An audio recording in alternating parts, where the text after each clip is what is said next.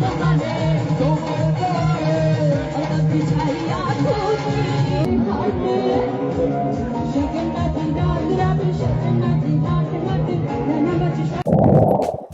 Everyone, আশা করতেছি আপনারা সব ভালোই আছেন। অনেকদিন পর ভিডিওটা করতেছি কারণ যে আপনারা জানেন যে টাইম ম্যানেজ করা এখানে অনেক কষ্টসাধ্য একটা ব্যাপার। তো যাই হোক, অনেকদিন ধরেই ভাবতেছি যে ভিডিও বানাবো, কিন্তু আসলে সময় করে উঠতে পারতেছিলাম না। যাই হোক, একজন ছোট ভাই আমার কাছে একটা লিঙ্ক পাঠিয়েছিল এবং উনি বললো যে ভাইয়া এটাকে একটু ইউজ করেন। তো আমি দেখলাম যে লিঙ্কটা হলো বিশ্ব ভাইয়ার সাকিব। বিশ্ব ভাইয়া কেন বলি সেটা আপনারা জানেন। সে ভিডিওর মধ্যে দেখলাম যে সে ইনফ্রারেড ক্যামেরা দিয়ে, ইনফ্রারেড ক্যামেরা না, থার্মাল ক্যামেরা দিয়ে সে জিন দেখাচ্ছে।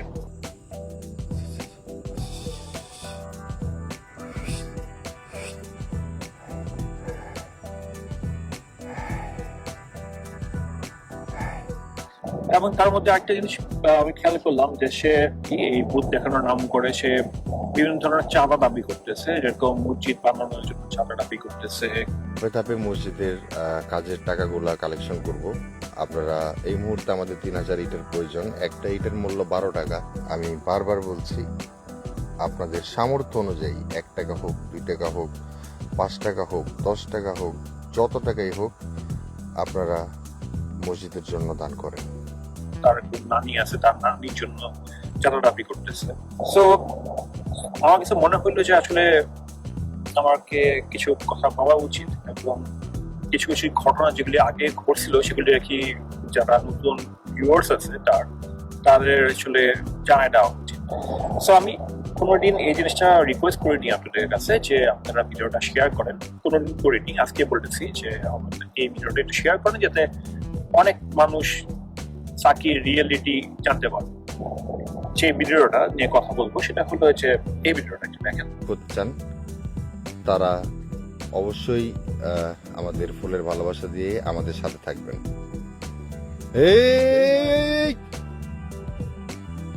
নড়ে গেল না?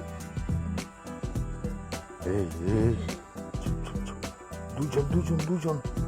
তো এই ভিডিওতে সাকি ক্লেম করছে যে এই থার্মাল ক্যামেরা দিয়ে জিন দেখা যায় এবং জিন সেখানে এসে মিষ্টি খেয়ে গেছে, গরম গরম মিষ্টি খেয়ে গেছে। আচ্ছা, যাই হোক, সো এই ভিডিওটা আমাকে বলছে এক্সপোজ করতে। তো এই ভিডিওর মধ্যে আসলে এক্সপোজ করার কোনো কিছুই নেই, সত্যি বলেছি, এক্সপোজ করার কোনো কিছুই নেই। কারণ সাকি নিজেই এই ভিডিওটাকে এক্সপোজ করে দিয়েছে। কিভাবে এক্সপোজ করে দিয়েছে আপনারা যদি ভালো করে খেয়াল করে দেখেন, সাকি নিজেই বলে দেয় যে এই ভিডিওটা কি কি ঘটবে।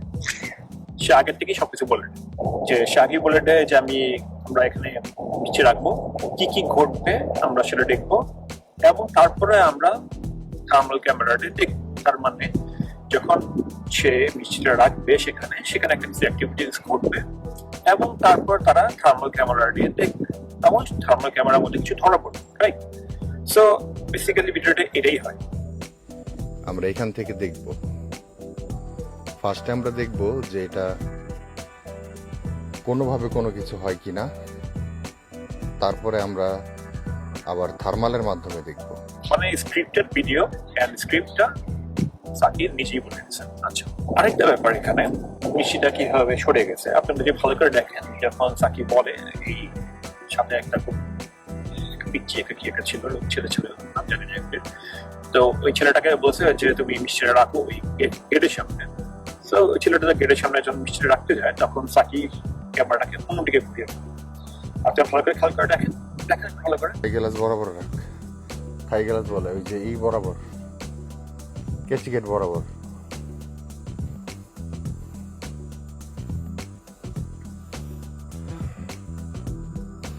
তো লাইভটি সবাই শেয়ার করে দিবেন। আবারও বলছি, 1 বস্তা সিমেন্টের মূল্য 530 টাকা, ক্যারিং খরচ সহ।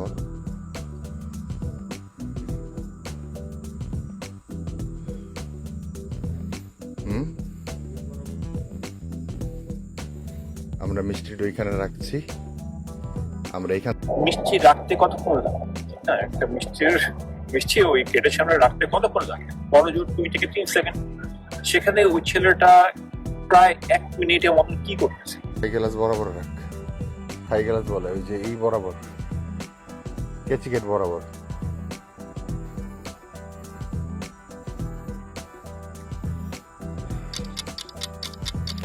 তো লাইভটি সবাই শেয়ার করে দেবেন। আবারও বলছি, 1 বস্তা সিমেন্টের মূল্য 530 টাকা ক্যারিং খরচ সহ।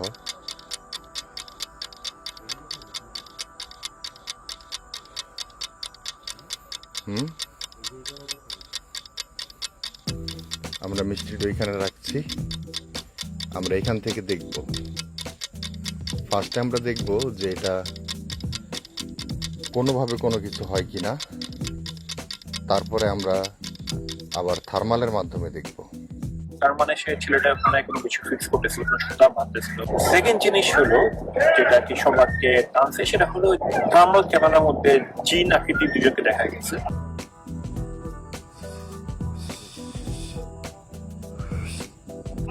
জিনদের শেপ এবং মানুষের শেপ যে একই রকম হয়, এটা কিন্তু কোনো জায়গায় বলা নেই। তো সেটা ইনফ্রারেড ক্যামেরা বা থার্মাল ক্যামেরাটা দেখা গেল যে মানুষের মতন দুইজন শাড়ি পরা নাকি পরা, এসে যেটা মিষ্টি নিয়ে গেল। তো আরেকটা জিনিস হলো, যদি জিনরা মিষ্টি কোটা সরাইনি বলে দূর থেকে, তাহলে তাদের সামনে আসা দরকার নাকি? তারা দূর থেকে মিষ্টি নিতে পারে, ঠিক না? তো তারা কেন থার্মাল ক্যামেরাতে তারা নিজেকে দেখানোর জন্য এসে মিষ্টি নিয়ে গেল? তো এটা হলো লজিক। জিন শব্দের অর্থ হলো যে লুকাই, মানে যারা লুকায় থাকে। যেখানে আল্লাহ যাদেরকে আনসিন করে রাখছে, সেখানে থার্মাল ক্যামেরার সামনে যদি আপনার টেলিস্কোপ লাগান, তাহলে জিন দেখার কথা। তো যদি থার্মাল ক্যামেরার সামনে জিন দিয়ে দেখা যায়, যদি আপনার ধরেও নেই, তাহলে থার্মাল ক্যামেরার সামনে তো আমাদের ফেরেশতাদের দেখা উচিত, ঠিক না? তাহলে প্রশ্ন এখন আসতেই পারে, তাহলে জিনটা কোথায়? এখানে সূরা জিনের মধ্যে জিনদের কথা বলা আছে এবং অনেক হাদিসে জিনদের কথা বলা আছে। এখন সেটাকে অন্যভাবে আমরা ব্যাখ্যা করতে পারি যে আমরা সবাই জানি যে আমরা হিউম্যান যারা আছি, তারা আমরা 3D বা 3 ডাইমেনশনের বাইরে আমরা দেখতে পারি না। এখন রিয়েলিটি কি? রিয়েলিটি হলো যে এখন আমি আপনার সাথে কথা বলেছি, এটা রিয়েলিটি, এটা রিয়েল। আমি বসে আছি, এটা রিয়েল। পিছনে যে গাছপালা দেখা যাচ্ছে, জঙ্গল দেখা যাচ্ছে, এটা রিয়েল। কিন্তু এটা কি আসলে রিয়েলিটি? না, এটা রিয়েলিটি না। আমরা জানি যে আমাদের সাথে জিন থাকে, আশেপাশে জিন থাকে, কারিন থাকে, সাথে আমাদের সাথে ফেরেশতা থাকে, আমাদের 2 কালের ফেরেশতা থাকে, এবং অনেক ধরনের আনসিন ক্রিয়েচার আছে যেটা সম্পর্কে আমরা জানিও না। ইভেন এখানে অনেক বাতাস আছে, এখানে অনেক নেটওয়ার্ক আছে, এখানে অনেক ওয়াইফাই এর সিগন্যাল আসা যাওয়া করতেছে, ইভেন এখানে অনেক ধরনের ফ্রিকোয়েন্সি আছে, কিন্তু আমরা সেটা দেখতে পারতেছি, ঠিক না? কারণ আমাদের আইস, আমাদের চোখ 3 ডাইমেনশনে বেশি দেখতে পারে।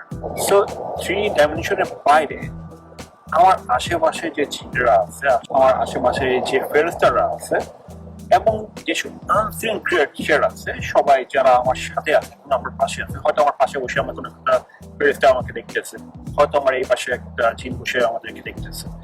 সো এদের সবাইকে মিলে আমরা যখন 3 ডাইমেনশনের বাইরে, যখন 5th ডাইমেনশন বা 6th ডাইমেনশনে চলে যাব, তখন যখন আমরা ওটাকে দেখতে পারবো, এই সবকিছু মিলে হলো রিয়েলিটি। সো আমাদের চোখকে 3 ডাইমেনশনের বাইরে দেখার অনুমতি দেওয়া হয়নি বা পাওয়ার দেওয়া হয়নি, এবং সেটা আমরা ওই ইনফ্রারেড ক্যামেরা দিয়েও দেখতে পাবো। আমাকে অনেকদিন ধরে অনেকে বলতেছে, সাকির একটা পোস্ট যে সাকির আব্বা অসুস্থ, ইন্ডিয়া গেছে অসুস্থ। আচ্ছা, সেখানে গিয়ে সে পোস্ট করলো যে তার টাকা নাই, বাবার চিকিৎসা করার টাকা নাই। ওকে, ফেয়ার এনাফ, টাকা নাই। যারা যারা পার্সন হেল্প করছেন, আলহামদুলিল্লাহ। কিন্তু কথা হইলো, ঠিক 3 মাস পর এই যে পিঠ থেকে গেছে, কথা দেখেন, পিঠ থেকে গেছে, যেখানে তার পিঠ থেকে গেছে, 3 মাসের মধ্যে সে বাইক কেনার টাকা করে পেল। আসলে এটা আমার মানে একটা স্বপ্নই ছিল যে হর্নেট ভার্সন 2 কবে আসবে। যেখানে তার পিঠ থেকে গেছে, বাবার শরীর খারাপ 6 মাস আগে, ঠিক 6 মাস পর সে চাঁদপুরে সবচেয়ে বড় গেট করে ছেলের সুন্নাতুল খতনা করতেছে। মানে আমাকে মতলব উত্তরে এত বড় গেটার কেউ বানায় নাই, তাও সুন্নতে খাতনার অনুষ্ঠানে। সো সে টাকা করতে আসলো। আমার সাথে সাকিব যখন কথা হয়েছিল, সাকিবকে আমি জিজ্ঞেস করছিলাম যে সাকিব তুমি কি করো? সে বলছে সে কিছুই করে না। দেখো, আমি তো জব করি না, আমার একটা বিজনেস ছিল, সেটা এলাকায় রাস্তাঘাট ভাঙাচোরার কারণে, বিভিন্ন সমস্যার কারণে, গুলিস্তান ফ্লাইওভার হয়ে যাওয়ার কারণে আমার কাপড়ের দোকান ছিল, সেই দোকানটা ব্যবসাটা মাইকে আমি দোকানটা ছেড়ে দিচ্ছি। এখন আমার ইনকাম সোর্সটা আপাতত বন্ধ। তুমি কি কিছু করতেছো না? তুমি কিছু কি আমি যে কাজটা করি সেটাতে আমি যে বেতন পাই 15,000 সামথিং, সেটা দিয়ে এমনিতেই পকেট খরচ এইভাবে সেভাবে সেটা খরচ হয়ে যায়। হ্যাঁ, সেটা খরচ হয়ে যায়। আমার বাবা একজন সরকারি চাকরি করে। আচ্ছা So, সাকির বাবা কি করে? তো সাকির বাবা আসলে এক সরকারি কর্মকর্তা ছিলেন। সরকারি কর্মকর্তা হিসেবে নাতির মুসলমানি করানোর জন্য এত বড় গেট, তো একটু কেমন যেন ফিশি মন হচ্ছে না?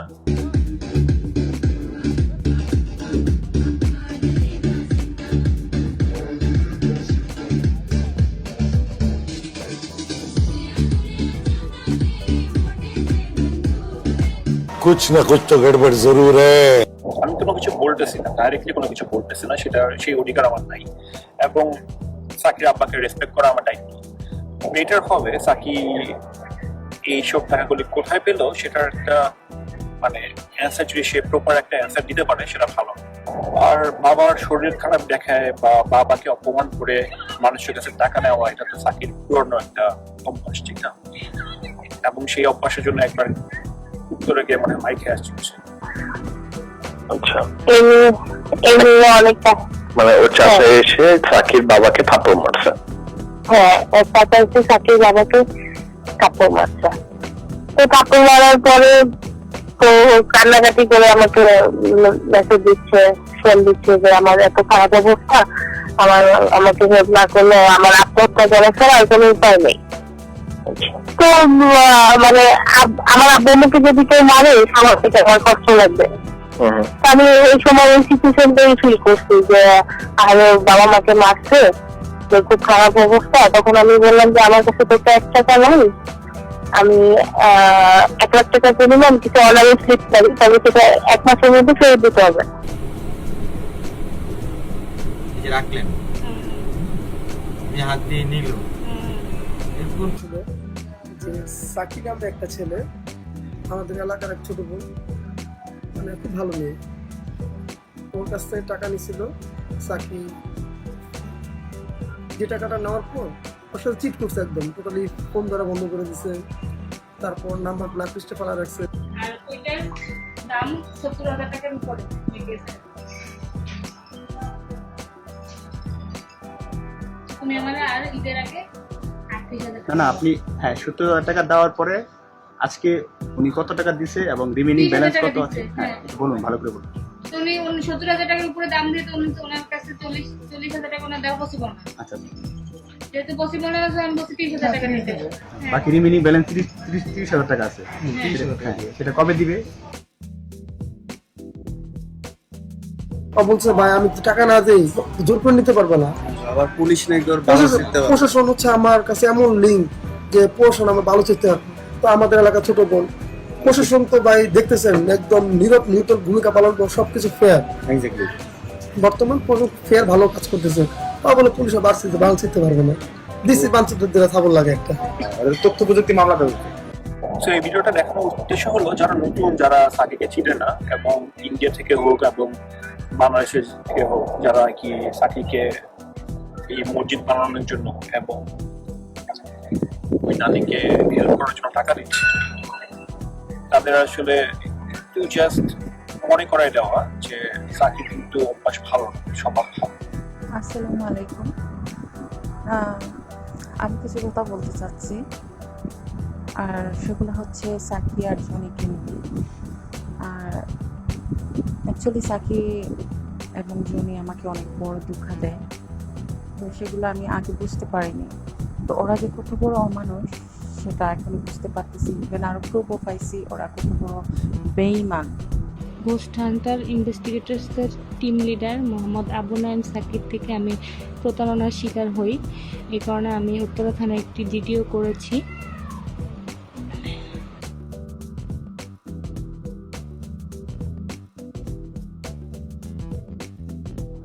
সাকি যে মসজিদ বানাচ্ছে সেই মসজিদে সে কত টাকা দিচ্ছে এবং সেটা কিভাবে দেওয়া হচ্ছে সেটার অ্যাকচুয়ালি একটা হিসাব থাকা উচিত, এবং সেটা কি খুব ট্রান্সপারেন্ট হওয়া উচিত, কারণ যে এটা মানুষের টাকা, ঠিক না? এই যে ছিল আগের মসজিদটা,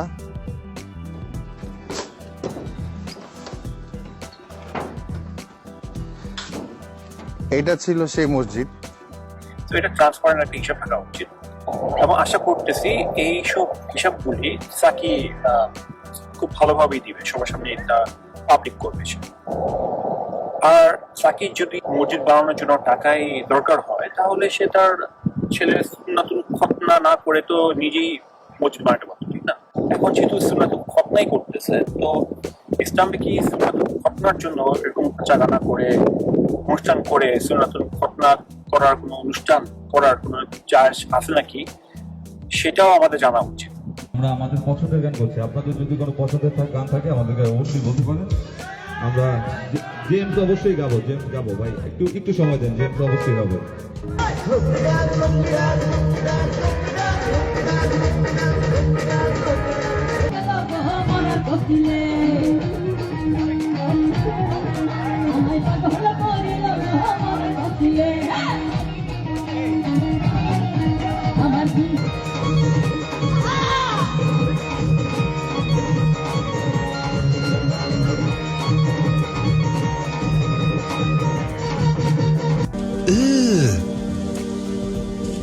Brother,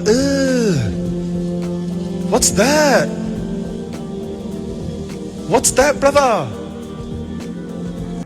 এটা এক ধরনের হিপোক্রেসি না যে তুমি মসজিদ বানানোর জন্য টাকা চাচ্ছ এবং সেই পরিমাণ, যে পরিমাণ টাকা বাকি আছে মসজিদ বানানো কমপ্লিট করার জন্য, সেই পরিমাণ টাকা দিয়ে তুমি সুন্নাতুল খতনা করতেছো নাচা গানা করে, সবাইকে তুমি ওপেন দাওয়াত দিয়ে রাখছো। সো এখানে কিছু কিছু না কোশ্চেন অ্যারাইজ করে। আমি আশা করবো যে এইসব কোশ্চেনের অ্যান্সার সাকি ঠিক মতো দিবে। আমি ওয়েট করতেছি এই অ্যান্সারের জন্য, আশা করতেছি আপনারা সেই অ্যান্সার পাবেন এবং সাকি আমাদেরকে খুব ট্রান্সপারেন্ট একটা হিসাব আমাদেরকে